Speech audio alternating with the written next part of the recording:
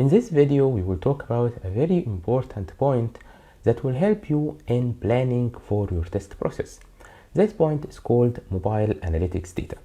So let's imagine that you are working in a company and your manager assigned you to a task. He asked you, you are responsible of choosing the device portfolio that will be used for testing our applications. You have a limited budget and you should acquire some devices that give us the highest amount of coverage of vendors and devices in the market. So how do you make this choice? It is not an easy one. Here we get the help from mobile analytics data websites. Those websites gather data from the market and publish them in order for you to get use of them. So for example, you need to know which devices are most popular in a specific country or worldwide. Those websites will help you in this point. There are many websites that offer this service. Some of them are paid and some are free, but this website is good and it is free, which is statcounter.com, gs.statcounter.com. So in this website, we see the first thing is the browsers. He tells us browser market share worldwide in April 2022. So here, like we see, Chrome is dominating the market worldwide. Most of devices around the world use Chrome browser. Why? Because of course Android users use Chrome and also most of Windows users use Chrome. On the other hand, we have Safari in rank 2. Safari is mostly used in iOS devices and MacBooks, okay? Then we have Edge and Firefox. So if you are developing a website, mostly you need to test it on Chrome and Safari because they are widely used. But those statistics are worldwide. We need to filter them based on a specific country, for example. What if I am using this application in Egypt, okay? So here I can click on browser market share and then choose the country that I want. If I scroll down, like you see, we have regions, Africa, Asia, Europe, and we have countries. If I say Egypt, for example, like we see, it is different, okay? Chrome is mostly used and Safari is used less frequently than the international percentage, okay? Because most of users in Egypt are Android users, not iOS users. But this is about the browsers. Let's search for, on the other hand, the device vendor. I need to buy a device, like we said. I need to know what devices are most popularly used. So if I click on it, here like we see, this is worldwide. The mostly used vendor is Samsung, and at the same percentage is Apple. So if I'm going to acquire only one Android device and one iOS device, I should choose Samsung device and an Apple device, okay? Then we have Xiaomi, Huawei, Oppo, and Vivo. If you test on Samsung and Apple iPhone, you have covered more than 50% of devices in the market. But like we said, this is the case if this is an international application that is going to be used worldwide. What if I am developing an application for Egyptian users only? So here we have a difference. Samsung is 25%, Apple is 17%. So for example, in Egypt, you might need a Samsung device and an Oppo device and an iPhone. In this case, you have more than 60% coverage, which is good.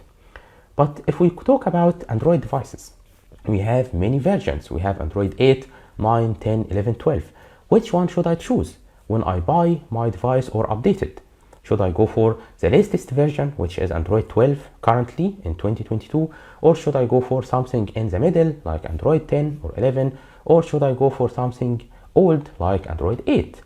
In this case also, I can search for the statistics. If we go here, we find the operating system market share. So here, like we see, Android, then Windows, then iOS. So here, Android is dominating. iOS users are not that much, but of course if we go to the United States or United Kingdom, like we see, also we have a lot of Android users, but in United States of America, like you will see, most of users use iPhones, not Android devices. So if your application is going to be used by users inside America, you should go for iOS, okay? If your users are using this device in another country, Android has a higher percentage. So like we said, which Android version? So if we click on Android version market share, so here like we see, this is inside the USA, but no, I will say worldwide. So like we see here, Android 11 has 34%, Android 10 23, Android 12, 11%, Android 9, 11%, then 8, 5%. So like we see, the mostly used Android versions are 11 and 10. Okay, those give us like 65% of the whole market, but this is also worldwide. So if I'm going to buy two Android devices, like we said, I will choose one Samsung and the other, for example, Oppo. One of them is Android 11 and one of them is Android 10. One of them has a very large screen and one of them has a small screen.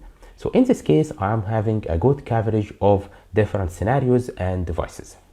The same with iOS, but in iOS there is a difference, okay? In Android, each device comes with its operating system version. In iOS, any new iPhone is updated automatically to the latest version. So beginning from iPhone 7, 7, 8, X, 11, 12, 13, all of these iPhones run iOS 15, okay, or 15.4. Beginning from iPhone 6s Plus and less, iPhone 5, 4, 3, and so on, if they are existing in the market, they do not get updated to the latest version. They do not have support.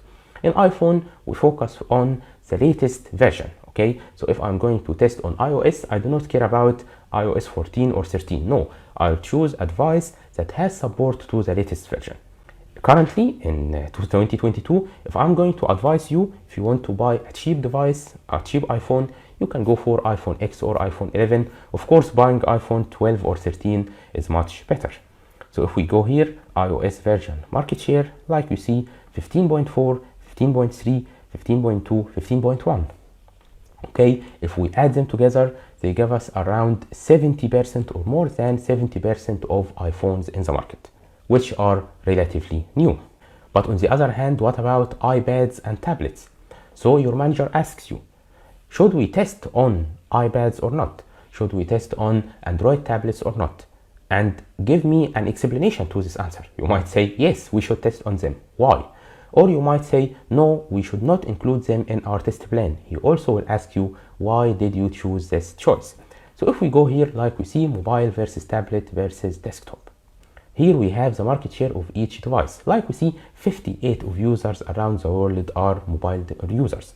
This is why mobile development and mobile testing are extremely important. Most of users access your project from their mobiles.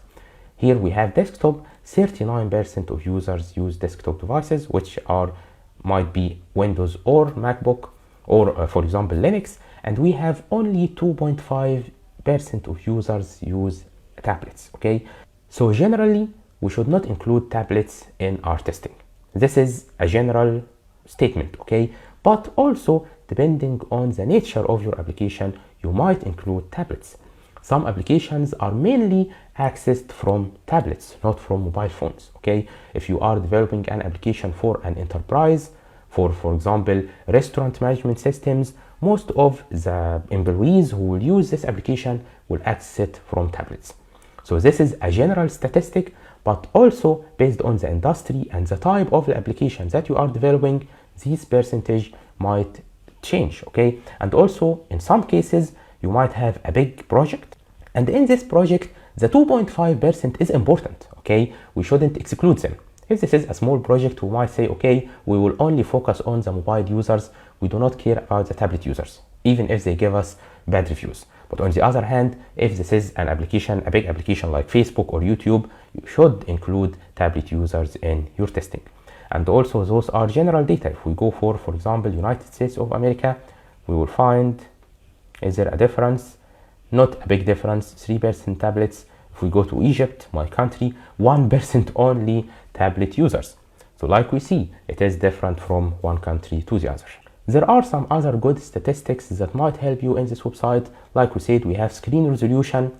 You want to choose the screen of the device that you will test on. You have social media stats. What are the most popular social media like Facebook, Instagram, YouTube, and in each country, what is their distribution? This is more relevant to marketing, not software testing. We have browser version. You are going to test on Google Chrome. Which version should you use? You have search engine host. Which search engines are used? For example, you need to test the SEO, the search engine optimization. So first, you need to know which search engines do users use. So this was global stat counter. Like we said, it is very important in planning for your testing. For mobile application testing, you shouldn't begin mobile testing unless you invest some amount of time in reviewing those statistics.